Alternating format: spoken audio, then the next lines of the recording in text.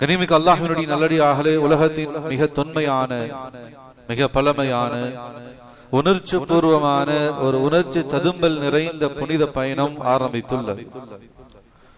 உலகெங்கிலும் இருக்கக்கூடிய முஸ்லிம்கள், அல்லாஹ்வின் மீது நம்பிக்கை கொண்ட ஈமான்தாரிகள் இறை கடமையான புனித ஹஜ்ஜை நிறைவு செய்வதற்காக உலகெங்கிலும் இருந்து கொண்டு அந்த புனித பூமியை நோக்கி பயணிக்க ஆரம்பித்திருக்கின்றார்கள். உலகத்தினுடைய ஒரு தொன்மையான ஒரு அமல், உலகம் படைக்கப்பட்ட காலத்திலிருந்து நடந்து கொண்டிருக்கக்கூடிய ஒரு அமல் தான் ஹஜ்ஜுடைய அமலாக இருந்து கொண்டிருக்கின்றது. மற்ற எல்லா அமல்களை விட ஒரு உணர்வு பூர்வமான, ஒரு உணர்ச்சி ததும்பல் நிறைந்த ஒரு அமலாகத்தான் ஹஜ் இருந்து கொண்டிருக்கின்றது. அப்படிப்பட்ட அந்த ஹஜ்ஜினுடைய பயணங்கள் ஆரம்பமாகிவிட்டது. உலகெங்கிலும் இருக்கக்கூடிய லட்சோப லட்ச முஸ்லிம்கள் அந்த பூமியை நோக்கி ஹஜ்ஜை செய்வதற்காக பயணித்துக் கொண்டிருக்கின்றார்கள். எல்லாம் அல்ல அல்லாஹ் ரபுல் ஆலமீன் அந்த ஹுஜ்ஜாஜிகள், அந்த ஹாஜிகளினுடைய ஹஜ்ஜை கபூல் செய்வானாக. அவர்களுடைய பயணங்களை அல்லாஹ் ரபுல் ஆலமீன் பாதுகாப்பானதாக ஆக்கி அருள் புரிவானாக. அவர்களுடைய ஹஜ்ஜை ஒப்புக்கொள்ளப்பட்ட ஹஜ்ஜை மப்ரூராக ஏற்றுக்கொள்ளப்பட்ட முழுமைப்படுத்தப்பட்ட ஹஜ்ஜாக அல்லாஹ் ரபுல் ஆலமீன் அந்த ஹஜ்ஜிகளை கபூல் செய்வானாக. அல்லாஹ் ரபுல் ஆலமீன் அந்த புனித பூமியின் பரக்கத்தாலும் ஹஜ் செய்யக்கூடிய அந்த ஹஜ்ஜாஜிகள் ஹாஜிகளினுடைய பரக்கத்தாலும் நமக்கும் நம்முடைய சந்ததிகளுக்கும் உற்றார் உறவினர்கள் குடும்பத்தார்கள் அனைவர்களுக்கும் அந்த புனித பூமிக்கு சென்று ஹஜ் உம்ராவுடைய அந்த மகத்தான ஒரு தன்மையான உணர்ச்சி ததும்பல் நிறைந்த அந்த அமலை நிறைவு செய்ய, அதை செய்வதற்கான அந்த பெரும் பாக்கியத்தை எல்லாம் வல்ல அல்லாஹ் ரபுல் ஆலமீன் வழங்கி அருள் புரிவானாக. ஆமீன். கனிமிக்க அல்லாஹ்வினுடைய நல்லடியார்களே, ஹஜ்ஜுக்காக புறப்படக்கூடிய அந்த ஹாஜிகளை வாழ்த்தி வழி அனுப்பி அவர்களை நமக்காக துவா செய்ய சொல்லி நாம் அவர்களுக்காக துவா செய்து அவர்களை அனுப்பி வைப்பது பெருமானார் ஸல்லல்லாஹு அலைஹி வஸல்லம் அவர்களுடைய வளமையாகவும் வழிமுறையாகவும் இருந்து வந்திருக்கின்றது. புனிதமான அந்த பூமிக்கு ஹஜ்ஜுக்காக உம்ராவுக்காக யாராவது செல்கிறார்கள் என்பதாக சொன்னால் நபி ஸல்லல்லாஹு அலைஹி வஸல்லம் அவர்களுக்கு துவா செய்து அனுப்பி வைத்திருக்கின்றார்கள். யாராவது பயணம் புறப்படுகின்றார்கள் அல்லது புனித பயணத்துக்காக புனித பூமிக்காக செல்ல இருக்கிறார்கள் என்பதாக சொன்னால் அவர்களுக்காக துவா செய்து அனுப்புவது நபியினுடைய வளமை. அதே போல் அவர்களிடத்திலே துவா செய்ய சொல்வதும் நபியினுடைய வளமையாக வழிமுறையாக இருந்து கொண்டிருக்கின்றது. கனிமிக்க அல்லாஹ்வினுடைய நல்லடியார்களே, ஹஜ்ரத் உமர் ரலியல்லாஹு தஆலா அவர்கள் ஒரு சந்தர்ப்பத்தில் மதீனாவிலிருந்து உம்ரா செய்வதற்காக மக்காவை நோக்கி பயணிக்க ஆரம்பித்தார்கள். ஹஜ்ரத் உமர் ரலியல்லாஹு தஆலா அவர்கள் தன்னுடைய தோழர் உம்ரா செய்ய போகிறார் என்பதை அறிந்து கொண்ட பெருமானார் ஸல்லல்லாஹு அலைஹி வஸல்லம் அவர்கள் உமர் ரலியல்லாஹு தஆலா அவர்களோடு மதீனாவினுடைய எல்லை வரைக்கும் பயணித்து வந்தார், கூடவே வந்தார். கனிமிக்க அல்லாஹ்வினுடைய நல்லடியார்களே, எவ்வளவு பெரும் பாக்கியமான ஒரு பயணம்! அந்த பயணத்தை மேற்கொள்ளக்கூடிய அந்த பயணிகள் எவ்வளவு மகத்துவமானவர்கள் என்பதை இந்த நிகழ்வின் மூலமாகவே நாம் விளங்கிக் கொள்ள முடியும். ஹஜ்ரத் உமர் ரலியல்லாஹு தஆலா அவர்கள் உம்ரா செய்வதற்காக மதீனாவிலிருந்து கிளம்பி போகிறார்கள். அவர்கள் போகும்போது அவர்களோடு நபி அவர்களும் புறப்பட்டு மதீனாவினுடைய எல்லை வரைக்கும் அவரை வழி அனுப்புவதற்காக உடன் வருகின்றார்கள்.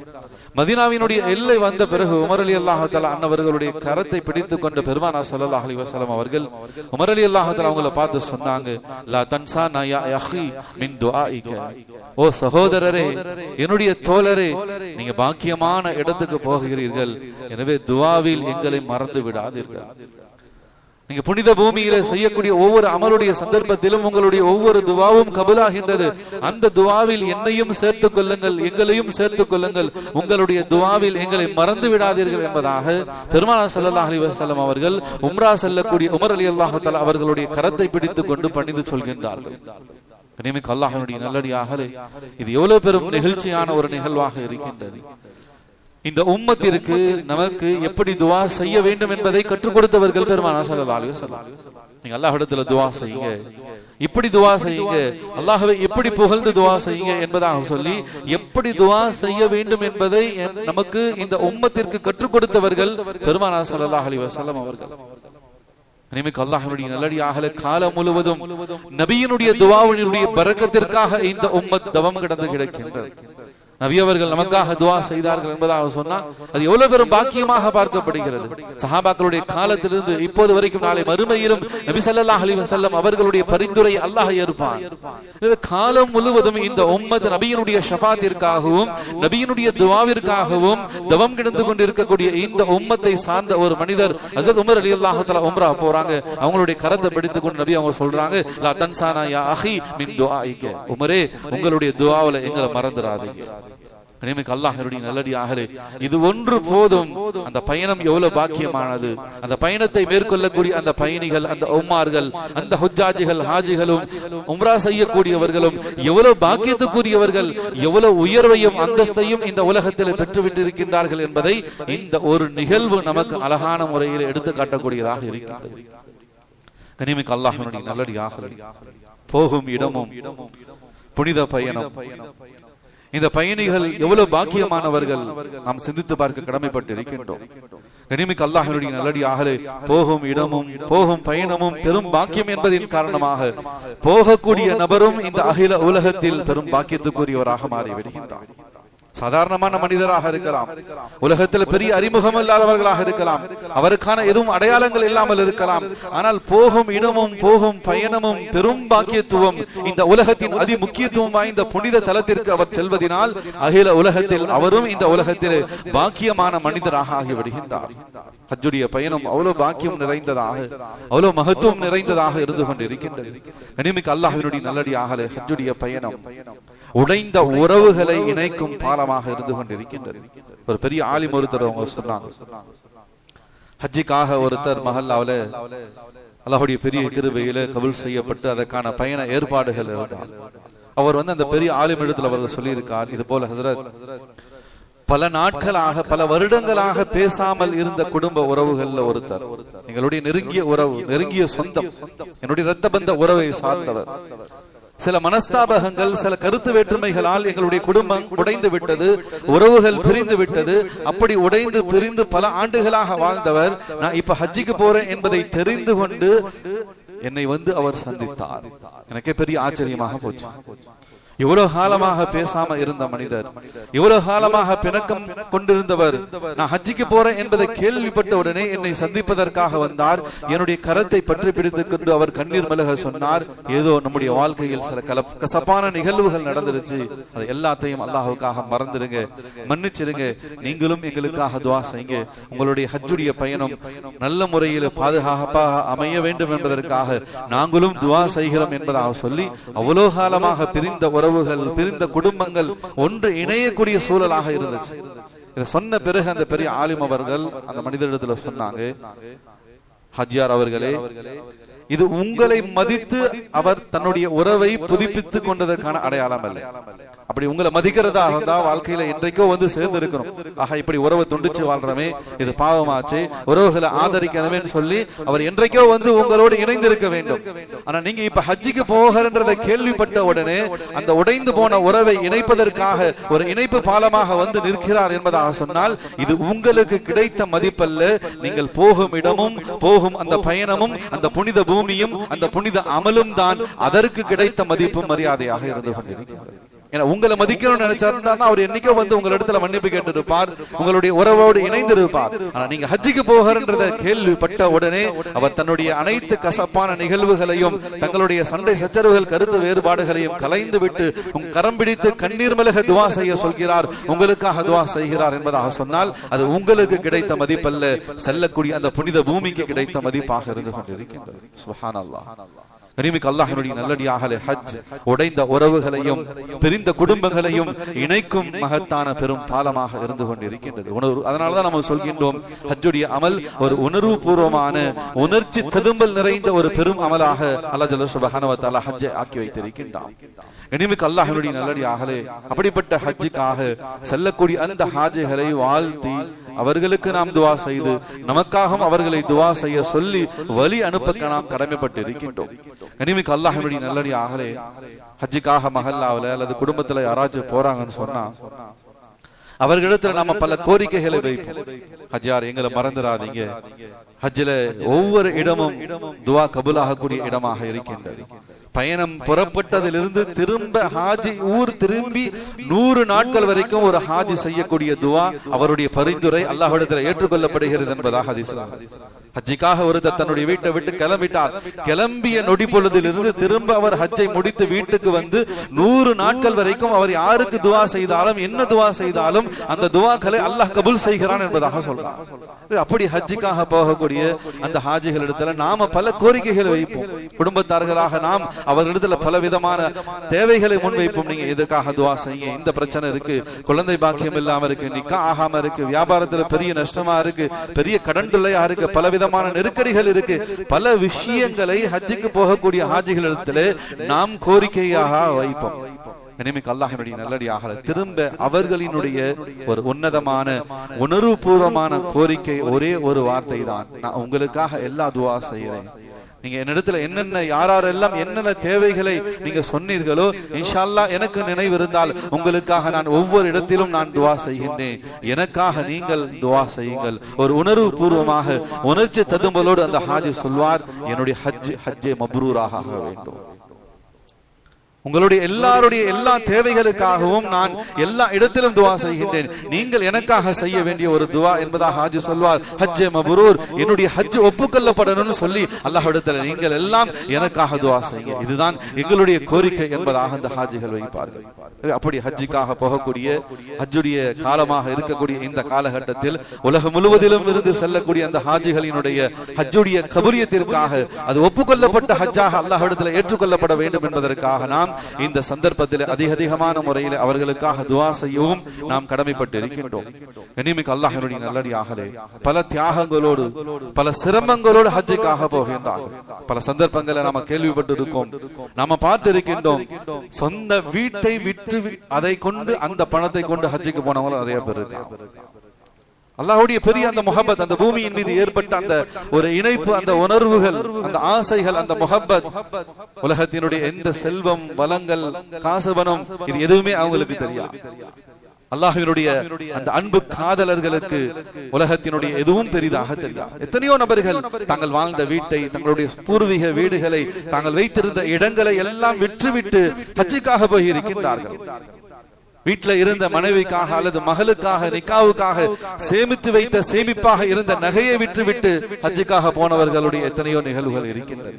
தங்களுடைய வாழ்நாள் சேமிப்பாக செல்வத்தை சேமித்து வைத்திருந்த அந்த சேமிப்புகளை எடுத்துக்கொண்டு ஹஜ்ஜுக்காக போனவர்களுடைய வரலாறுகள் ஏராளமாக இருந்து கொண்டு இருக்கின்றது.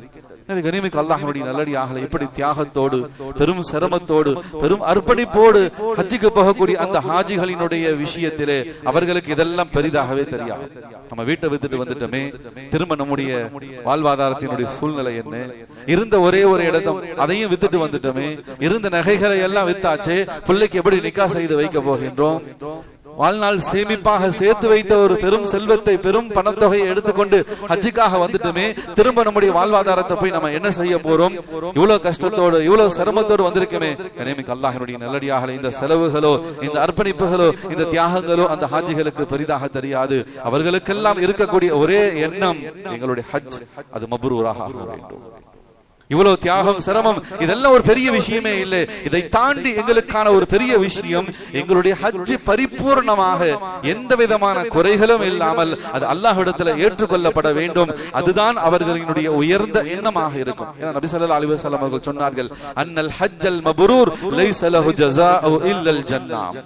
ஒப்புக்கொள்ளப்பட்ட பரிபூர்ணமான ஹஜ்ஜுக்கான கூலியாக இருக்கின்றது இல்லல் ஜன்னah, அது சொர்க்கம், அதை தவிர வேறு எதுவும் கிடையாது. உலகத்தினுடைய மறு உலகத்தினுடைய உயர்ந்த சோபனமான அந்த சொர்க்கம் தான் ஒப்புக்கொள்ளப்பட்ட ஹஜ்ஜுக்கான உயர்ந்த கூலியாக இருக்கிறது என்பதாக நபி அவங்க சொன்னாங்க. வல் மப்ரூர் ஹுவல்லதி லா யுஹாலிது இஸ்மு. ஒப்புக்கொள்ளப்பட்ட ஹஜ்ஜுக்கான அடையாளம் என்ன, அதையும் நபி அவங்க சொன்னாங்க. மப்ரூரான ஹஜ்ஜினுடைய கூலி அது சவாபுல் ஜன்னா, அது சொர்க்கத்தை பெற்று தருகின்றது. அப்படி ஹஜ் ஒப்புக்கொள்ளப்பட்ட மப்ரூரான ஹஜ்ஜாக இருக்க வேண்டும் என்பதாக சொன்னால் ஒப்புக்கொள்ளப்பட்ட அந்த ஹஜ்ஜினுடைய அடையாளம் லா யுஹாலிது இஸ்மு, அது பாவங்களை விட்டு விலகிய ஹஜ்ஜாக இருக்கும், பரிசுத்தமான ஹஜ்ஜாக இருக்கணும், பரிசுத்தமான வருமானத்தில் செய்த ஹஜ்ஜாக இருக்கணும், ஹலாலான வருமானத்தில் செய்த ஹஜ்ஜாக இருக்க வேண்டும். தன்னுடைய நாவு தன்னுடைய உடல் உறுப்புகள் எல்லாவற்றையும் பாவத்தை விட்டு பாதுகாக்கப்பட்ட ஹஜ்ஜாக இருந்ததென்றால் அது அது அல்லாஹ்வுடைய பொருத்தத்தை பெற்ற ஹஜ். அதற்கு நிகராக வேறு பாக்கியம் இந்த உலகத்தில் எதையும் எடுத்து காட்டிவிட முடியாது. அல்லாஹ்வுடைய நல்லடியாக புனித பயணம் அந்த உணர்வுகளோடு உணர்ச்சிகளோடு உணர்ச்சி ததும்பலோடு இந்த புனித பயணத்தை மேற்கொள்ள இருக்கக்கூடிய ஹாஜிகளுடைய அவர்களுடைய பயணத்தை பாதுகாப்பாக அமைவதற்காகவும் அவர்களுடைய பயணங்கள் ஹஜ்ஜே மப்ரூராக அமைவதற்காக நாம் அல்லாஹ்விடத்திலே அதிகமான முறையில் துஆ செய்ய கடமைப்பட்டிருக்கின்றோம். கனிமிக்கு அல்லாஹ்வுடைய நல்லடியாக அல்லாஹ்வுடைய பெரிய கிருபையிலே நாளை முதல் விமானம் நம்முடைய இந்தியாவிலிருந்து புறப்பட இருக்கின்றது. ஏப்ரல் 18 இந்த வருடத்தினுடைய ஹஜ்ஜுக்கான முதல் விமானம் இந்தியாவிலிருந்து நாளை காலை புறப்பட இருக்கின்றது. தமிழகத்திலிருந்து ஹஜ்ஜுக்காக புறப்படக்கூடிய அந்த விமானம் மே 5ஆம் தேதி முதல் விமானம் நம்முடைய தமிழகத்திலிருந்து தமிழக ஹாஜிகளை அழைத்துக் கொண்டு அந்த புனித நகரத்தை நோக்கி பயணிக்க இருக்கின்றது. அல்லாஹ்வுடைய பெரிய கிருபையிலே இந்த ஆண்டு நம்முடைய இந்தியாவிலே ஹஜ் கமிட்டியின் மூலமாகவும் சரி டிராவல்ஸ் மூலமாகவும் ஹஜ் செய்யக்கூடிய ஹாஜிகளினுடைய எண்ணிக்கை 1,75,000 பேர்கள். நம்முடைய கரூர் மாவட்டத்தில் மட்டும் அல்லாஹ்வுடைய பெரிய கிருபையிலே முழு கரூருடைய மாவட்டம் கரூருடைய அத்தனை பகுதிகள் பல்லப்பட்டி குளித்தலை நம்முடைய கரூர் நகரம் மீதமுள்ள அத்தனை பகுதிகளிலிருந்தும் இந்த ஆண்டு ஹஜ்ஜுக்காக செல்லக்கூடிய ஹாஜிகளினுடைய எண்ணிக்கை ஹஜ் கமிட்டியின் மூலமாக 191 நபர்கள் ஹாஜிகளாக ஹஜ்ஜுக்கு செல்கின்றார்கள். அது அல்லாமல் டிராவல்ஸ் மூலமாக 50க்கும் மேற்பட்ட நபர்கள் செல்கின்றார்கள். நம்முடைய கரூர் மாநகரத்திலிருந்து நம்முடைய கரூருடைய நகரத்திலிருந்து மட்டும் 12 குடும்பங்கள் கிட்டத்தட்ட 25 நபர்கள் இன்ஷா அல்லாஹ் இந்த ஆண்டு தங்களுடைய இறை கடமையான உணர்ச்சி ததும்பல் நிறைந்த அந்த புனித பயணத்தை ஹஜ்ஜை நிறைவு செய்ய இருக்கின்றார். கனிமிக்கு அல்லாஹ்வுடைய நல்லடியார்களே, அப்படி புனித பயணத்துக்காக செல்ல இருக்கக்கூடிய அந்த ஹாஜிகளை நாம் வாழ்த்தி துஆ செய்து மனமாற அவர்களை வழி அனுப்ப கடமைப்பட்டு இருக்கின்றோம். அவர்களுக்காக நாம் செய்ய வேண்டிய துஆ அவர்களுடைய ஹஜ் அந்த பயணம் பாதுகாப்பானதாக சென்று திரும்ப வேண்டும். அவர்களுடைய ஹஜ் மப்ரூராக அல்லாஹ்விடத்தில் ஏற்றுக்கொள்ளப்பட வேண்டும் என்பதற்காக நாம் துஆ செய்ய கடமைப்பட்டு இருக்கின்றோம். கனிமிக்கு அல்லாஹ்வுடைய நல்லடியார்களே, ஹஜ்ஜுக்கான முதல் அழைப்பு ஹஜ்ரத் இப்ராஹிம் அலைஹிஸ்ஸலாத்து வஸலாம் அவர்கள் கஅபத்துல்லாவை தன்னுடைய மகனாரோடு சேர்ந்து கட்டிவிட்டு அல்லாஹ்வுடைய உத்தரவு வந்துச்சு, அத்தின் ஃபின்னாஸ் பில் ஹஜ் யஅதுக அலா குல்லி லாமிரி யஅதீன மின் குல்லி ஃபஜ்ஜின் அமீக். ஓ இப்ராஹிம் அலைஹிஸ்ஸலாத்து வஸலாம் நபியே, நீங்க கஅபாவை கட்டிட்டீங்க, இந்த பூமிக்காக வருகைக்காக ஹஜ்ஜை செய்வதற்காக நீங்கள் மக்களுக்கு அழைப்பு கொடுங்கன்னு சொன்னாங்க. இப்ராஹிம் அலைஹிஸ்ஸலாத்து வஸலாம் கேட்டாங்க, யா அல்லாஹ், நான் ஒரு சாதாரணமான மனிதன், இது முழு வனாந்தர பாலைவன காடாக இருக்கு, நான் சொல்லக்கூடிய இந்த அழைப்பு யாருக்கு கேட்க போகுது? அல்லாஹ் சொன்னா, இப்ராஹிம் நீங்க அழைப்பு கொடுங்க, அதுதான் உங்களுடைய வேலை. எனவே அல்லாஹ் உத்தரவு ஜபலே அபி குபைஸ் அங்க இருக்கக்கூடிய அந்த மலை குன்றின் மீது ஹரமுக்கு பக்கத்தில் இருக்கக்கூடிய அந்த ஜபலே அபி குபைஸின் மீது ஏறி நின்று ஹஜ்ரத் இப்ராஹிம் அலைஹிஸ்ஸலாத்து வஸலாம் அவர்கள் ஹஜ்ஜுக்கான அழைப்பு கொடுத்தார்கள். சுப்ஹானல்லாஹ். முழு உலகத்திலும் அன்றைய காலகட்டத்திலே உயிரோடு இருந்தவர்கள், ஆலமே அர்வாஹிலே ரூஹுகளாக இருந்தவர்கள், ஒவ்வொரு ஆணினுடைய முதுகம் தண்டிலே அந்த விந்தணுவாக அதனுடைய உயிரணுவாக இருந்த அத்தனை நபர்களுக்கும் அத்தனை உயிர்களுக்கும் அத்தனை அர்வாஹுகளுக்கும் அல்லாஹ் அந்த செய்தியை கொண்டு போய் சேர்த்தான். யாரெல்லாம் இப்ராஹிம் அலைஹிஸ்ஸலாத்து வஸலாம் அவர்களுடைய அழைப்பை ஏற்று லப்பைக் சொன்னார்களோ அவர்கள் எல்லோருக்கும் உம்ரா ஹஜ்ஜுடைய பாக்கியத்தை அல்லாஹ் உறுதியாக்கி விட்டான். எத்தனை முறை லப்பைக் சொன்னார்களோ அத்தனை முறை அந்த பூமிக்கு செல்வதற்கான அந்த பாக்கியத்தையும் அல்லாஹ் நசீபாக்கி விட்டான். அன்னைக்கு அல்லாஹ்வுடைய நல்லடியாக அன்றிலிருந்து இன்று வரைக்கும் சாரையாக லட்சோப லட்ச மக்கள் அந்த புனித பூமியை நோக்கி பயணித்துக் கொண்டுதான் இருக்கின்றார்கள். உண்மையிலேயே ஒரு உணர்வுபூர்வமான ஒரு பெரும் அமலாக இருக்கிறது. பல சந்தர்ப்பங்களை நாம சொல்லி இருக்கோம், நினைவுபடுத்தி இருக்கோம். இந்த ஹஜ் என்ற வார்த்தையை கேட்டாலே அல்லது புனிதமான மக்கா மாநகரம், மதீனா மாநகரம், மதீனா தய்யிபா, மக்காமே இப்ராஹிம், அந்த சஃபா மர்வா, அரஃபாவுடைய மைதானம், மினா ஜமராத்திலே ஷைத்தானுக்கு கல்லறிதல், ஹஜ்ஜுடைய உம்ராவுடைய அமல்களை எல்லாம் முடித்துவிட்டு மொட்டை அடைத்தல், இன்னும் வரலாற்று சிறப்புமிக்க அந்த மக்கா மதீனா நகரங்களினுடைய அந்த இடங்கள், இவைகளுடைய பெயர்களை எல்லாம் நாம் உச்சரிக்கும் பொழுது நம்மை அறியாமலேயே அந்த புனித பூமிக்கு சென்றவர்களுடைய உள்ளங்கள் தானாகவே அந்த கண்கள் எல்லாம் குளங்களாக ஆகின்றன. எவ்வளவு பெரிய பாக்கியம்! அப்படியே அத்தனை நினைவுகளும் அல்லாஹ் நம்மையும் மதித்து அல்லாஹ் இந்த பாவிக்கும் அந்த பெரும் பாக்கியத்தை அந்த புனித பூமிக்கு செல்வதற்கான ஒரு பெரும் சந்தர்ப்பத்தை கொடுத்தானே. எவ்வளவு பெரும் உயர்ந்த இடத்திற்கு நாம் சென்று வந்திருக்கின்றோம். எனவே சென்றவர்களுடைய உள்ளங்களை குலுங்க வைத்து விடும், செல்லாதவர்களுடைய உள்ளங்களை ஏங்க வைத்து விடும். நாங்கள் எப்போது அந்த புனித பூமிக்கு செல்ல போகிறோம்? எங்களுடைய வாழ்க்கையில எப்போது அந்த இஹ்ராமுடைய ஆடை அணிய போகின்றோம்? எங்களுடைய வாழ்க்கையில நாங்கள் எப்போது தல்பியாவை சொல்ல போகின்றோம்? லப்பைக் அல்லாஹும்ம லப்பைக். திரும்ப திரும்ப எங்களுக்கு எப்போது அந்த வார்த்தை அந்த தல்பியாவை சொல்வதற்கான சந்தர்ப்பம் கிடைக்க போகின்றது? கண்ணியமிக்க அல்லாஹ்வுடைய நல்லடியார்களே, செல்லக்கூடிய ஹாஜிகளை வாழ்த்தி வழி அனுப்ப கடமைப்பட்டு இருக்கின்றோம். நாமும் பேராசையோடு அல்லாஹ்விடத்தில் திரும்ப திரும்ப ஹஜ்ஜுக்கான அந்த பாக்கியத்தை அல்லாஹ்விடத்தில் ஆசைக்க கடமைப்பட்டு இருக்கின்றோம். கண்ணியமிக்க அல்லாஹ்வுடைய நல்லடியார்களே, இது போன்ற ஒரு ஜும்மாவுடைய நாள் துல்காதா பிறை 24 ஹிஜ்ரி 10ஆம் ஆண்டு பெருமானார் ஸல்லல்லாஹு அலைஹி வஸல்லம் அவர்கள் ஜும்மாவுடைய தொழுகையை நிறைவு செய்து விட்ட பிறகு எழுந்து நின்றார்கள். ஜும்மா தொழுகைக்கு வந்திருந்த முழு சஹாபாக்கள், முழு முஸ்லிம்களை நோக்கி சொன்னார்கள், நான் ஹஜ்ஜுக்காக கிளம்பி இருக்கின்றேன். ஹஜ் கடமையான பிறகு நபி ஸல்லல்லாஹு அலைஹி வஸல்லம் அவர்கள் துல்காதா பிறை 24 ஹிஜ்ரி 10ஆம் ஆண்டு ஜும்மாவுடைய தொழுகைக்கு பிறகு எழுந்து ஏலான் செய்தார்கள், பொது அறிவிப்பு செய்தார்கள். நான் ஹஜ்ஜுக்காக கிளம்புகிறேன், யாருக்கெல்லாம் ஹஜ்ஜுடைய நாட்டம் இருக்கின்றதோ என்னோடு அந்த பயணத்தில் இணைந்து கொள்ளுங்கள். சுப்ஹானல்லாஹ். இனிமேல் அல்லாஹ்வுடைய நல்லடியார்களே, எவ்வளவு பாக்கியமான பயணம், எவ்வளவு பாக்கியமான மக்கள் அவர்களாக இருந்திருப்பார்கள். ஏன் பெருமானார் ஸல்லல்லாஹு அலைஹி வஸல்லம் அவர்களோடு இணைந்து ஹஜ்ஜை நிறைவேற்றக்கூடிய அந்த பாக்கியம் உண்மையிலேயே அதைவிட ஹஜ்ஜுடைய விஷயத்திலே அமலிலே ஒரு மனிதன், ஒரு ஈமான்தாரி பெறக்கூடிய பெரும் சந்தோஷமும் ஆனந்தமும் ஒரு பெரும் மகிழ்ச்சியும் வேற எதன் மூலமாக ஏற்பட முடியும்? எனவே பாக்கியமான பயணம், பாக்கியமான மக்கள் பெருமானார் ஸல்லல்லாஹு அலைஹி வஸல்லம் அவர்களோடு ஹஜ் செய்வதற்காக அந்த பாக்கியத்தை பெற்ற அந்த மேன்மக்களாக தான் இருக்கின்றார்கள்.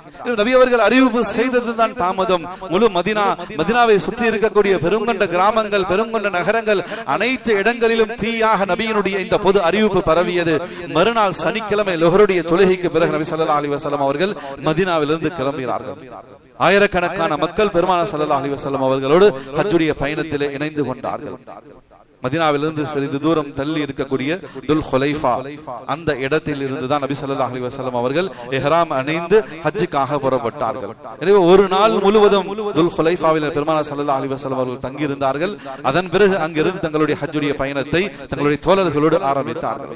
இனிமேல் அல்லாஹ்வுடைய நல்லடியார்களே, வழி நடுங்க பாதை முழுவதும் வரலாற்று நினைவுகளோடு, நெகிழ்ச்சியான உணர்வுகளோடு தங்களுடைய தோழர்களை அந்த புனித ஹஜ்ஜுடைய பயணத்திற்காக அழைத்து சென்று கொண்டே இருந்தார்கள். சாதாரணமான ஒரு பயணமாக அமையவில்லை, சாதாரணமாக ஒரு ஹஜ்ஜுடைய அமலை நிறைவேற்றக்கூடிய பயணமாக அமையவில்லை. பாதை முழுவதும் வரலாற்று நினைவுகளோடு அழைத்து சென்றார்கள். சிறிது தூரம் கடந்த பிறகு ஒரு வாதியில் அஸ்ரக் என்பதாக சொல்லக்கூடிய ஒரு பள்ளத்தாக்கு. நபி அவங்க அந்த இடத்துல நின்று கேட்டாங்க, இது என்ன இடம், இது எந்த பள்ளத்தாக்கு என்பதாக சொல்லி கேட்டாங்க. சஹாபாக்கள் சொன்னாங்க, வாதியுல் அஸ்ரக். பெருமானார் ஸல்லல்லாஹு அலைஹி வஸல்லம் அவர்களே, இது வாதியுல் அஸ்ரக் என்பதாக சொல்லப்படும். ஓ, வாதியுல் அஸ்ரக்கா? நபி அவங்க சொன்னாங்க, இது ஹஜ்ரத் மூசா அலைஹிஸ்ஸலாத்து வஸலாம் அவர்கள் இஹ்ராம் அணிந்து தல்பியா சொல்லி ஹஜ்ஜுக்காக புறப்பட்ட இடம் என்பதாக சொன்னாங்க. ஹஜ் முழுவதுமாக, அந்த பாதை முழுவதுமாக இது போன்று வரலாற்று நிகழ்வுகளை நெகிழ்ச்சியோடு நபி அவர்கள் நினைவுபடுத்தி கொண்டே சொன்னாங்க. இப்போதும் நான் பார்க்கிறேன், ஹஜ்ரத் மூசா அலைஹிஸ்ஸலாத்து வஸலாம் அவர்கள் இஹ்ராம் அணிந்து கொண்டு தல்பியா அல்லாஹும்ம லப்பைக் லப்பைக் லா ஷரீக லக லப்பைக் என்பதாக தல்பியா சொல்லிக் கொண்டு அவர்கள் போவதை நான் என் கண்ணால் பார்க்கிறேன் சொன்னார். முழு பயணமும் இப்படிப்பட்ட நிகழ்ச்சியாக பெரும் உணர்ச்சி ததும்பல் நிறைந்ததாகத்தான் அமைந்திருந்தது. அன்பு குறித்தார்கள், அல்லாஹ்வுடைய பெரிய கிருபையில ஹஜ்ஜுடைய அமல்கள் எல்லாத்தையும் நிறைவு செய்து விட்டு அரஃபாவுடைய மைதானத்திலே நபி ஸல்லல்லாஹு அலைஹி வஸல்லம் அவர்கள் சஹாபாக்களுக்கு மத்தியிலே ஒரு பெரும் பேருரையை நிகழ்த்தினார்கள். அதிலே ஒரு வார்த்தையை நபி அவங்க சொன்னாங்க, ஹுது அன்னி மனாசிகக்கும். கடைசியாக வார்த்தை நபியினுடைய வார்த்தை, ஹுது அன்னி மனாசிகக்கும். இதுதான் ஹஜ்ஜினுடைய கிரியைகள், அர்கானுல் ஹஜ். ஹஜ் எப்படி செய்யணும், ஹஜ்ஜுடைய ஃபர்ல் என்ன, ஹஜ்ஜினுடைய வாஜிபுகள் என்ன, ஹஜ்ஜினுடைய நஃபில்கள், சுன்னத்துகள், முஸ்தஹபுகள் என்ன, முழு ஹஜ்ஜினுடைய கிரியைகள் அர்கானுல் ஹஜ். இதுதான், இப்படித்தான் ஹஜ் செய்ய வேண்டும். நான் எப்படி ஹஜ் செய்தேனோ ஹுது அன்னி மனாசிகக்கும், அப்படியே நீங்களும் ஹஜ் செய்யுங்கள். இதான் ஹஜ்ஜுடைய வழிமுறை. ஹஜ் எப்படி செய்யறது உங்களுக்கு முழுசா நான் கற்றுக் கொடுத்து விட்டேன்.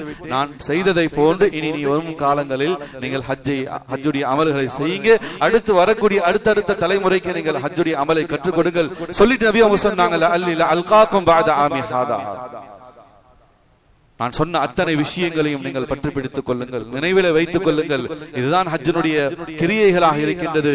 இதற்கு அடுத்து அல்லில அல்காக்கும் பாத ஆமி ஹாதா, அடுத்த வருடம் இதே இடத்தில் உங்களை நான் சந்திப்பது சந்தேகம் சொன்னான். இந்த வருடம் உங்களோடு நான் ஹஜ் செஞ்சிட்டேன், திரும்பவும் அடுத்த வருடம் உங்களோடு நான் இந்த இடத்திலே உங்களை சந்திப்பேன் என்பது சந்தேகத்துக்குரிய விஷயம். அல்லாஹ் அறிந்தவனாக இருக்கான். நபி அவங்க சந்திக்கல, அதற்கு முன்னதாகவே அல்லாஹ் அவர்களுடைய உயிரை கைப்பற்றி விட்டான். நபி அவங்க செய்த ஹஜ் ஒரே ஹஜ், அதுவே இறுதி ஹஜ்ஜாக அமைந்தது. அதை நபி அவர்கள் அரஃபா மைதானத்தில் வைத்து இந்த உம்மத்துக்கு பறைச்சாட்டிட்டாங்க. கண்ணியமிக்க அல்லாஹ்வுடைய நல்லடியார்களே, ஒரு பெரும் பாக்கியமான உணர்ச்சி ததுமல் நிறைந்த ஒரு பெரும் பேர் அமலாகத்தான் ஹஜ்ஜுடைய அமல் அமைந்திருந்தது. கண்ணியமிக்க அல்லாஹ்வுடைய நல்லடியார்களே, ஹஜ்ஜை குறித்து ஹதீஸிலே வரக்கூடிய ஒரு அற்புதமான ஒரு நிகழ்ச்சியான நிகழ்வு, ஒரு அழகான ஒரு விரிவான ஒரு ஹதீஸ், மிக சிறப்புக்குரிய ஹதீஸ். இந்த நிகழ்ச்சியை, இந்த ஹதீஸை கேட்கக்கூடிய எல்லோருடைய உள்ளமும் நிச்சயமாக சத்தியமாக வல்லாஹி ஹஜ்ஜை ஆசைப்படும். இந்த ஹதீஸை கேட்டதுக்கு பிறகு ஹஜ்ஜுடைய சிந்தனையே இருக்காது, ஹஜ்ஜுடைய நினைவே இருந்திருக்காது. ஆனால் இந்த ஹதீஸை கேட்டதுக்கு பிறகு அனைவருடைய உள்ளத்திலும் ஹஜ்ஜுடைய ஆசையும் அந்த உணர்வுகளும் நிச்சயமாக ஏற்படும். வரலாற்று பூர்வமாக நிரூபிக்கப்பட்ட ஒரு பெரும் ஹதீஸாக இருக்கின்றது. ஹஜ்ரத் இப்னு உமர் ரலியல்லாஹு தஆலா அவங்க அறிவிக்கிறாங்க அந்த ஹதீஸை. மிகப்பெரிய ஒரு நீண்ட ஹதீஸ். கண்ணியமிக்க அல்லாஹ்வுடைய நல்லடியாக உமர் ரலியல்லாஹு இப்னு உமர் ரலியல்லாஹு தஆலா அவங்க அறிவிக்கிறாங்க, நாங்கள் ஹஜ்ஜுடைய அமல்ல நபி அவர்களோடு இருந்தோம். இருந்த சந்தர்ப்பத்தில் ஃபி மஸ்ஜித் மினா, மினாவில் இருக்கக்கூடிய மஸ்ஜித் ஹைஃப், அதுல நபி ஸல்லல்லாஹு அலைஹி வஸல்லம் அவர்கள் இருந்தார்கள். நாங்க எல்லா சஹாபாக்களும் இருந்தோம். அப்ப இரண்டு சஹாபாக்கள், ரஜுலு மினல் அன்சார் வ ரஜுலு மின் ஸகீஃப், அன்சாரி சமூகத்தை சார்ந்த ஒரு சஹாபியும் ஸகீஃப் குலத்தை சார்ந்த ஒரு சஹாபியும் பெருமானார் ஸல்லல்லாஹு அலைஹி வஸல்லம் அவர்களை வந்து சந்திச்சாங்க. சந்தித்த அந்த இரண்டு தோழர்கள் நபியிடத்துல சொன்னாங்க, அல்லாஹ்வுடைய தூதர் ஸல்லல்லாஹு அலைஹி வஸல்லம் அவர்களே, எங்களுக்கு ஏற்பட்ட சில சந்தேகங்களை நிவர்த்தி செய்து கொள்வதற்காக இப்ப உங்களை வந்து பார்த்திருக்கோம். சில கேள்விகள் இருக்கு, அந்த கேள்விகளை நாங்க கேட்க வந்திருக்கோம், அதற்கு நீங்கள் பதில் சொல்ல வேண்டும். நபி ஸல்லல்லாஹு அலைஹி வஸல்லம் அவங்க சொல்றதை கேட்டுட்டு திரும்பி நபி அவங்க அந்த சஹாபாக்கள் வந்த அந்த இருவரை பார்த்து சொன்னாங்க, இன் ஷு'துமா அக்பர்துகுமா பிமா ஜி'துகுமா தஸ்அல்னி அன்ஹு, நீங்க கேட்க வந்த கேள்வியை நீங்க சொல்றீங்களா அல்ல நான் சொல்லட்டுமான்னு கேட்டான். சுப்ஹானல்லாஹ், இது அல்லாஹ்வுடைய தூதர் என்பதற்கு மகத்தான சான்று.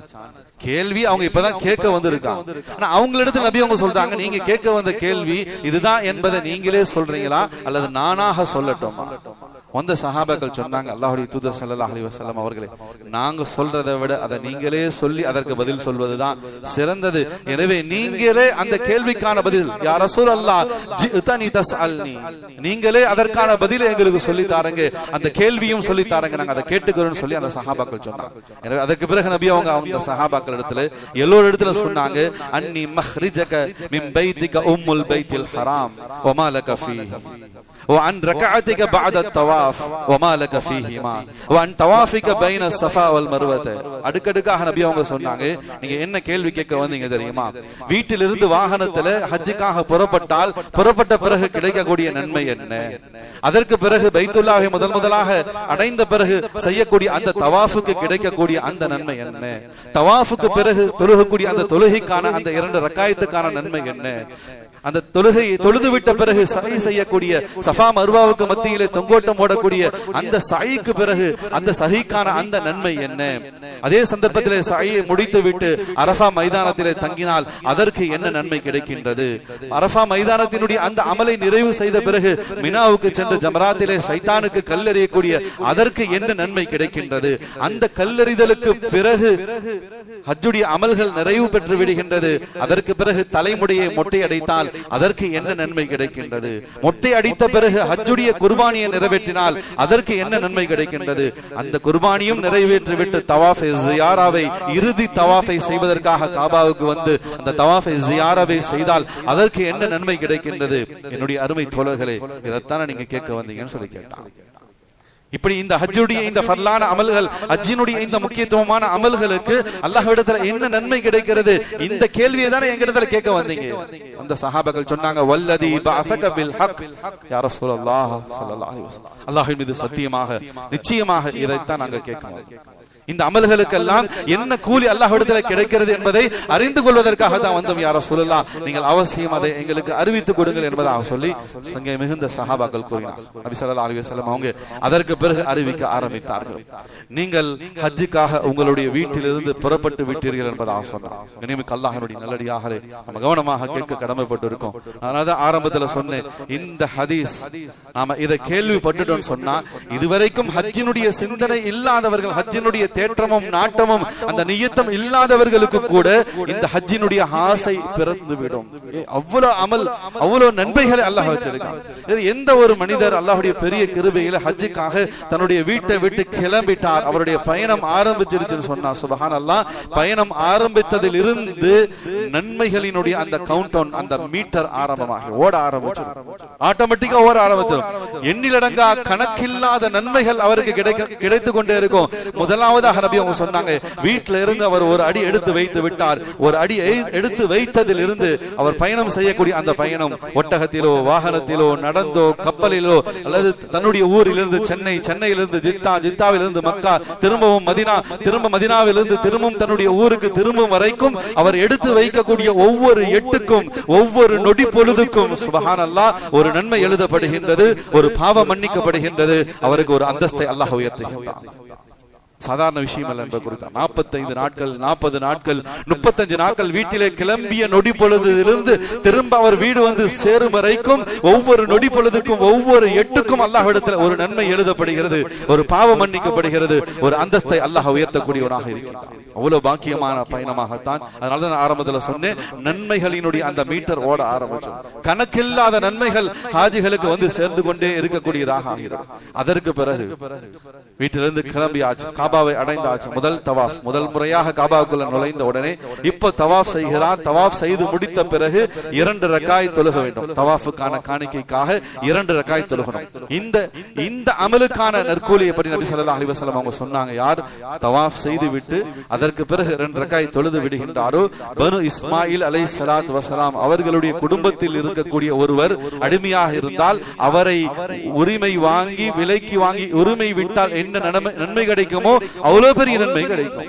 அடிமையை உரிமையை விடுவதே பெரும் நன்மைக்குரிய விஷயமாக குர்ஆன் ஹதீஸிலே சொல்லப்பட்டிருக்கு. ஆனா இங்க நபி அவங்க சொல்றாங்க, பனு இஸ்மாயில் அலைஹிஸ்ஸலாத்து வஸலாம், இஸ்மாயில் அலைஹிஸ்ஸலாத்து வஸலாம் அவங்களுடைய குடும்பம், இப்ராஹிம் அலைஹிஸ்ஸலாத்து வஸலாமுடைய குடும்பம் இந்த உலகத்தினுடைய மிகப்பெரிய சிறப்புக்குரிய குடும்பமாக இருந்து கொண்டிருக்கின்றது. அந்த குடும்பத்தை முன்வைத்து தான் ஹஜ்ஜுடைய அமல் இன்று வரைக்கும் உலகத்தில் நடந்துகிட்டு இருக்கு. அப்படிப்பட்ட குடும்பத்தை சார்ந்த ஒருவரை, ஒரு அடிமையை விலைக்கு வாங்கி உரிமை விட்டா என்ன நன்மை கிடைக்குமோ, தவாஃபுக்கு பிறகு 2 ரக்காய் தொழுதுட்டா அந்த நன்மையை அல்லாஹ் வழங்குகின்றான். அதற்கு பிறகு சை செய்வதற்காக சஃபா மர்வாவுடைய அந்த குன்றுகளுக்கு செல்கின்றார் ஹாஜி. சையுடைய அமல்கள் 7 சுற்றுகளை அவர் முடித்து விட்டார் என்பதாக சொன்னால் 70 அடிமைகளை உரிமை விட்ட நன்மையை பெற்றுக் கொள்கிறார். ஒவ்வொரு சுற்றுக்கும் 10 அடிமைகள், 7 சுற்றுக்கு 70 அடிமைகள் உரிமை விட்ட நன்மையை சையை நிறைவு செய்யும் பொழுது அல்லாஹ் அந்த ஹாஜிக்கு வழங்கக்கூடியவனாக இருக்கிறார். சையை முடித்து விட்டு ஹஜ்ஜினுடைய மிக பிரதானமான அமல் அரஃபாவுடைய மைதானுக்கு ஹாஜிகள் எல்லாம் சென்று விடுவார்கள்.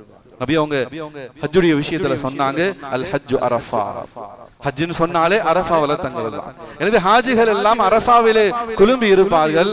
அந்த சந்தர்ப்பத்தில் அல்லாஹ் ரப்பல் ஆலமீன் அந்த ஹாஜிகளுக்கு வழங்கக்கூடிய அந்த பெரும் பாக்கியம், பெரும் சிறப்புகள், உயர்வுகள் எண்ணிலடங்காதது, கணக்கிடவே முடியாத ஒன்றாக இருந்து கொண்டிருக்கிறது. ஹதீஸ்ல அந்த ஹதீஸினுடைய தொடர் நபி ஸல்லல்லாஹு அலைஹி வஸல்லம் அவங்க அரஃபாவில குழுமி இருக்கக்கூடிய ஹாஜிகளுடைய விஷயத்துல மலக்குகளை அழைத்து அல்லாஹ் சொல்றான், ஃபஇன் அல்லாஹ் தபாரக வ தஆலா யஹ்பிது இல ஸமா அத்-துன்யா ஃபயுபாஹி பிகுமுல் மலாயிகா.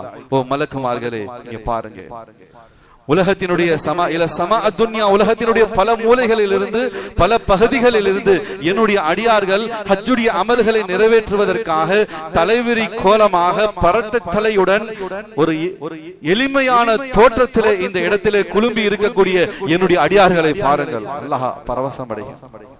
அல்லாஹ் அரஃபாவிலே கூடி இருக்கக்கூடிய அத்தனை ஹாஜிகளை பார்த்து அல்லாஹ் ஆனந்தம் அடைகின்றான். மலக்குகளிடத்தில் பெருமை பாராட்டி பேசுகின்றான். இல ஸமா அத்-துன்யா ஃபயுபாஹி பிகுமுல் மலாயிகா. என்னுடைய மலக்குகளை பாருங்க, என்னுடைய அடியான் எப்படி வந்திருக்கான். இபாதி ஜாஊனி ஷுஅஸன் மின் குல்லி ஃபஜ்ஜின் அமீக்.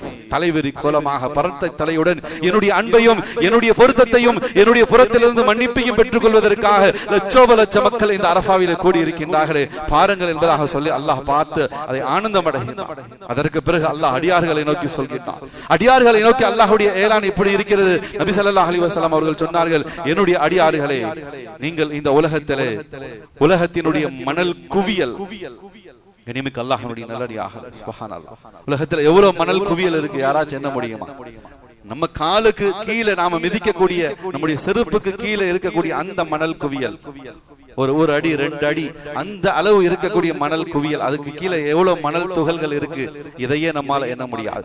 ஆனா இங்க நபி ஸல்லல்லாஹு அலைஹி வஸல்லம் அவர்கள் சொன்னார்கள், ஃபலவ் கானத் துனூபகும் கஅதத்திர் ரம்ல், உலகம் முழுவதும் இருக்கக்கூடிய மணல் குவியல் அளவுக்கு நீங்கள் பாவம் செய்திருந்தாலும் உங்களுடைய பாவம் மன்னிக்கப்பட்டு விடும். சுப்ஹானல்லாஹ். அல்லாஹ்வுடைய நல்லடியாக அந்த அளவுக்கு பெரும் பாவங்களை, அந்த அளவுக்கு எண்ணிக்கையில் எண்ணிலடங்கா பாவங்களை இந்த உலகத்துல யாரும் செய்தது கிடையாது. அல்லாஹ் நம்மளை பாதுகாப்பானாக. ஆனா இங்க நபி அவங்க சொன்னாங்க, ஃபலவ் கானத் துனூபகும் கஅதத்தில் ரமல், உலகத்தின் மலை குவியல், அந்த மணல் குவியல் அளவுக்கு நீங்கள் பாவம் செய்திருந்தாலும் உங்களுடைய பாவங்கள் மன்னிக்கப்பட்டு விடும். இரண்டாவதாக அல்லாஹ் அறிவிக்கின்றான், அவ் கஅதரத்தில் மதர், மலை துளி அளவு நீங்கள் பாவம் செய்திருந்தாலும். சுப்ஹானல்லாஹ். மலை துளியும் இந்த உலகத்துல எண்ணக்கூடிய கால்குலேட்டர்களோ, அதை அளந்து காட்டக்கூடிய நவீன தொழில்நுட்பங்களோ இந்த உலகத்துல எவ்வளவு சென்டிமீட்டர் பேது மழை பொழிந்தது என்பதாகத்தான் சொல்ல முடியுமே தவிர இத்தனை துளி மழை பொழிந்தது என்பதாக சொல்லக்கூடிய விஞ்ஞானம் இந்த உலகத்துல இல்ல, இனியும் வரவும் சாத்தியம் இல்லை. அன்னைக்கு அல்லாஹ்வுடைய நல்லடியாக இங்க நபி அவங்க சொன்னாங்க, அவ் கஅதரத்தில் மதர், மலை துளி எவ்வளவு இருக்கின்றதோ அந்த அளவு நீங்கள் பாவம் செய்திருந்தாலும் அதுவும் மன்னிக்கப்பட்டு விட்டது. சுப்ஹானல்லாஹ். கடைசியாக அல்லாஹ் சொல்கின்றான், அவ் கஸீதத்தல் பஹர லா அஃபரஹா, நீங்கள் கடல் நுரை அளவு பாவம் செய்திருந்தாலும் அதுவும் மன்னிக்கப்பட்டு விட்டது. அரஃபாவிலே வைத்து அல்லாஹ் ஹாஜிகளுக்கு சொல்லக்கூடிய சுபசோபனம், மலை துளி அளவு, மணல் குவியல் அளவு, கடல் நுரை அளவு, இவ்வளவு பாவங்களை நீங்கள் செய்திருந்தாலும் அத்தனை பாவங்களும் உங்களை விட்டு மன்னிக்கப்பட்டு விட்டது. பாவங்கள் மன்னிக்கப்பட்ட நிலையிலே ஹாஜிகளே நீங்கள் திரும்பி செல்லுங்கள் என்பதாக அல்லாஹ் அவர்களுக்கு சொல்கிறார். சுப்ஹானல்லாஹ். எவ்வளவு பாக்கியம் என்பது குறித்தாக. எனவே திரும்பி செல்லக்கூடிய சந்தர்ப்பத்தில் கண்ணியமிக்க அல்லாஹ்வுடைய நல்லடியார்களே, பாவங்கள் எல்லாம் மன்னிக்கப்பட்ட நிலையிலே, எல்லா பாவங்களும் அல்லாஹ்விடத்தில் அது முழுவதுமாக மன்னிக்கப்பட்ட நிலையில் அல்லாஹ் ரப்பல் ஆலமீன் அந்த ஹாஜிகள் இடத்துல சொல்கின்றான், அஃபீது இபாதி மஃபூரல் லகும் வலிமன் ஷஃபஅத்து லஹு, ஹாஜிகளே இந்த ஹஜ்ஜினுடைய அமலின் மூலமாக உங்களுடைய பாவமும் மன்னிக்கப்பட்டு விட்டது. நீங்கள் செய்த எல்லா பாவத்தையும் நான் மன்னித்து விட்டேன். அஃபீது இபாதி மஃபூரல் லகும், உங்களுடைய அத்தனை பாவங்களும் மன்னிக்கப்பட்டு விட்டது. வலிமன் ஷஃபஅத்து லஹு, நீங்கள் யாருக்கெல்லாம் பரிந்துரை செய்தீர்களோ அவர்களுடைய பாவங்களும் மன்னிக்கப்பட்டு விட்டது. சுப்ஹானல்லாஹ். ஹஜ்ஜுக்கு போகும்போது நம்ம ஹாஜிகள் இடத்துல அதனால சொல்லி ஏன் வழி அனுப்புவோம், ஹாஜிகளை வழி அனுப்பணும், அவர்களுடைய கரம் பிடித்து துவா செய்யுங்க சொல்லி அவர்களுக்கும் துவா சொல்லி நாம ஏன் அனுப்பணும் என்பதை இங்க நாம விளங்கிக் கொள்ளலாம். அப்படி ஹஜ்ஜுக்கு போகக்கூடிய குடும்பத்தார்கள், மஹல்லாவாசிகள், ஊர்வாசிகள், நம்முடைய நகரவாசிகள் ஹஜ்ஜுக்கு போகிறாங்க, அவங்களுடைய வழி அனுப்பக்கூடிய நிகழ்ச்சி நடக்குதுன்னு சொன்னா ஏன் போய் கலந்து கொள்ளணும்னு சொல்றோம்னு சொன்னா இதான் காரணம். எனவே ஹாஜிகள் இடத்துல அல்லாஹ் சொல்றான், உங்களுடைய பாவம் மட்டும் மன்னிக்கப்படுறதல்ல, நீங்க யாருக்கெல்லாம் பரிந்துரை செய்தீர்களோ, இந்த ஹஜ்ஜிலே வந்து யாருடைய பெயரை எல்லாம் சொல்லி, யா அல்லாஹ் இவருடைய பாவத்தை மன்னி, இவருக்கு இந்த தேவை இருக்கு, இவருடைய இந்த சூழ்நிலையை சரி செய்து கொடு, இவருடைய கடனை நீக்கவை, இவருடைய பிள்ளைகளுக்கு நிக்காஹ் ஆகாம இருக்கு, இவருடைய பிள்ளைகளுக்கு இன்னும் குழந்தை பிறக்காம இருக்கு, இப்படி யாருக்கெல்லாம் நீங்கள் பரிந்துரை செய்தீர்களோ அத்தனை பரிந்துரைகளும் இந்த சந்தர்ப்பத்தில் ஏற்றுக்கொள்ளப்பட்ட நிலையிலே நீங்கள் திரும்பி செல்லுங்கள். அல்லாஹ்வுடைய நல்லடியாக. அதனாலதான் நான் ஆரம்பத்தில் இந்த ஹதீஸை ஆரம்பிக்கும் போதே சொன்னேன், இந்த ஹதீஸை கேட்ட பிறகு யாருக்கெல்லாம் ஹஜ்ஜினுடைய நாட்டமே இல்லையோ ஆனால் அவர்களுக்கெல்லாம் ஹஜ்ஜினுடைய நாட்டமும் நியத்தும் பிறந்து விடும். ஏன்னா ஹஜ்ஜுக்கு அல்லாஹ் எவ்வளவு நன்மைகளை வாரி வழங்குறான், இதை விட சிறப்புகள், இதை விட மேலான நன்மைகள் எந்த அமலுக்கும் இந்த உலகத்தில் சொல்லப்படலாம். நீங்க செய்த துவாவும் கபூல், யாருக்காக நீங்க பரிந்துரை செய்தீர்களோ அவர்களுக்காக நீங்கள் செய்த அந்த துவாவும் கபூலாக்கப்படுகின்றது. சுப்ஹானல்லாஹ். ஹாஜி எவ்வளவு பாக்கியமான மனிதராக, எவ்வளவு பாக்கியமான பயணமாக இந்த ஹஜ்ஜுடைய பயணம் இருக்கிறது என்பதை இந்த இடத்துல விளங்கிக் கொள்ள முடியும். எனவே அரஃபாவுடைய அந்த மைதானத்திலிருந்து கிளம்பி மினாவுக்கு அடுத்து ஹாஜி போகின்றார்கள். மினாவிலே 3 நாட்கள் தங்க வேண்டும். ஜமராத்திலே சைத்தானுக்கு கல்லெறிய வேண்டும். 3 நாட்கள் தங்கும் பொழுது ஜமராத்திலே கிட்டத்தட்ட 70 கல்லை ஹாஜிகள் எறிவார்கள் அந்த சைத்தானின் மீது, அந்த கல்கள் மீது. எனிமிக்கு அல்லாஹ்வுடைய நல்லடியாக அதனுடைய நன்மை நபி அவங்க சொன்னாங்க, அந்த 70 கல்லுகள் எரியப்படக்கூடிய ஒவ்வொரு கல்லுக்கு பகரமாக அல்லாஹ் ஒரு பெரும் பாவத்தை மன்னிக்கின்றான். அந்த ஹாஜியினுடைய ஒரு பெரும் பாவத்தை மன்னிக்கின்றான். எனவே 3 நாட்கள் அங்கு ஜமராத்திலே தங்கும் பொழுது மினாவிலே 70 கருகளை ஹாஜிகள் அந்த ஷைத்தான் மீது எரிகின்றார்கள். 70 பெரும் பாவங்கள் மன்னிக்கப்படுகின்றன. எனிமிக்கு அல்லாஹ்வுடைய நல்லடியாகலே ஹதீஸை பொறுத்த வரைக்கும் பெரும் பாவங்கள், சிறு சிறு பாவங்கள், நாம் செய்யக்கூடிய சின்ன சின்ன அமல்களை கொண்டு அல்லாஹ் அதை மன்னிச்சிருவான். பெரும் பாவம் நாம் வாய் திறந்து தௌபா செய்து தௌபா நஃபில் தொழுது அல்லாஹ்விடத்திலே மன்றாடி அழுது கேட்காத வரைக்கும் பெரும் பாவத்தை அல்லாஹ் மன்னிக்க மாட்டான். ஆனா ஹஜ்ஜுடைய அமலை பொறுத்த வரைக்கும் ஹாஜி கேட்காமலேயே ஹாஜியினுடைய 70 பெரும் பாவங்கள் மினாவிலே ஜமராத்திலே கல்லெறிவதன் மூலமாகவே அல்லாஹ் மன்னித்து விடுகிறான் என்பதாக சொன்னா எவ்வளவு பாக்கியமான பயணம், எவ்வளவு பாக்கியத்துக்குரிய பயணியாக ஹாஜி அமைந்து விடுகின்றார். சுப்ஹானல்லாஹ். அதனால கனிமிக்க அல்லாஹ்வுடைய நல்லடியார்களே, ஹஜ்ஜுடைய விஷயத்திலே பேராசை ஒவ்வொருத்தருக்கும் வரும். வாழ்க்கையில எதையெல்லாம் லட்சியமாக வச்சிருக்கோமோ அதெல்லாம் பின்னாடிதான். வீடு கட்டணும், வண்டி வாங்கணும், வாழ்க்கையில உயரத்துக்கு போகணும், அதை செய்யணும், இந்த சேமிப்பு செய்யணும், வாழ்க்கையில செட்டில் ஆகணும். இது எல்லாத்த விட ஒரு ஈமான்தாரிக்கு உயர்ந்த லட்சியம் ஹஜ்ஜாக இருக்கும். அதுதான் நமக்கு முதன்மையான லட்சியமாக இருக்கும். கனிமிக்க அல்லாஹ்வுடைய நல்லடியார்களே, மினாவிலே கல்லெறிந்த பிறகு ஹஜ்ஜுடைய அமல்கள் நிறைவு பெறுகின்றது. அதற்கு பிறகு ஒரு ஹாஜி தன்னுடைய தலைமுடியை இறக்குவார். நபி ஸல்லல்லாஹு அலைஹி வஸல்லம் அவங்க அந்த தலைமுடி இறக்குவதற்கு நன்மை சொன்னாங்க. ஒவ்வொரு முடிக்கு பகரமாக அல்லாஹ் ஒரு நன்மையை தருகிறார். சுப்ஹானல்லாஹ். இந்த தலையில எத்தனை முடி இருக்கு அதையும் இந்த உலகத்தில் நம்மளால யாராலும் எண்ணி சொல்ல முடியாது. இந்த தலையில எவ்வளவு முடிகள் இறக்கிறவங்க மொட்டை அடிக்கக்கூடிய சந்தர்ப்பத்தில் அந்த அளவுக்கு ஒவ்வொரு முடிக்கு பகரமாக ஒரு நன்மையை வழங்குகின்றான். அதற்கு பிறகு ஹஜ்ஜிலே குர்பானி கொடுப்பான். அது தம் என்பதாக சொல்லப்படும். அது மற்ற குர்பானியை போல உலகத்துல நாம மற்ற உலகத்துல ஊர்ல இருக்கும்போது நாம குர்பானி கொடுக்கக்கூடிய சந்தர்ப்பத்தில் கிடைக்கக்கூடிய நன்மை என்ன என்பது தெளிவாக சொல்லப்பட்டிருக்கு. ஒருத்தர் உலகத்துல ஊர்ல உதுகியா கொடுக்கிறார், குர்பானி கொடுக்கிறார் சொன்னா அந்த ஆட்டை அறுப்பதற்கு முன்னதாக அதனுடைய ஒரு சொட்டு ரத்த பூமியில உழுவதற்கு முன்னதாகவே அவருடைய பாவங்கள் மன்னிக்கப்பட்டு விடுகின்றது. அந்த ஆட்டினுடைய ஒவ்வொரு ரோமத்திற்கு பகரமாக நன்மை வழங்கப்படுதுன்னு சொல்லி அந்த நன்மை என்னன்றதை தெளிவுபடுத்தப்பட்டிருக்கு. ஆனா ஹஜ்ஜில ஒரு ஹாஜி குர்பானி கொடுக்கிறான்னு சொன்னா அதற்கான நன்மையை நபி ஸல்லல்லாஹு அலைஹி வஸல்லம் சொன்னாங்க, அல்லாஹ் மௌகூஃபாக்கி வைத்திருக்கிறான். அல்லாஹ் அதை மறைச்சு வச்சிருக்கான். அல்லாஹ் அதை தனக்குரியதாக ஆக்கி வச்சிருக்கான். நாளை மறுமையில அடியான் தன்னை சந்திக்கும் போது அந்த ஹஜ்ஜில குர்பானி கொடுத்த அதற்கான நன்மையை அல்லாஹ் ரப்பல் ஆலமீன் தன் புறத்திலிருந்து நேரடியாகவே வழங்குகிறான் என்பதாக சொன்னார். ஹஜ்ஜில குர்பானி கொடுப்பது எவ்வளவு பெரிய நன்மையாக இருந்து கொண்டிருக்கிறது. எனவே குர்பானியை நிறைவு செய்த பிறகு தவாஃப் ஸியாரா, ஹஜ்ஜினுடைய இறுதி ஃபர்லாக இருக்கக்கூடிய தவாஃப் ஸியாராவுக்காக ஒரு ஹாஜி திரும்பவும் மக்கா நகருக்குள்ளே உள்ளே நுழைவார். அப்படி தவாஃப் ஸியாராவுக்காக மக்காவுக்குள்ள நுழைந்து அவர் தவாஃபை ஆரம்பிக்கக்கூடிய அந்த சந்தர்ப்பத்தில் மலக்குகள் அவரை அழைத்து சொல்கின்றார்கள், ஓ ஹாஜியே ஃபஇன்னக ததூஃபு வலா ذنب لك.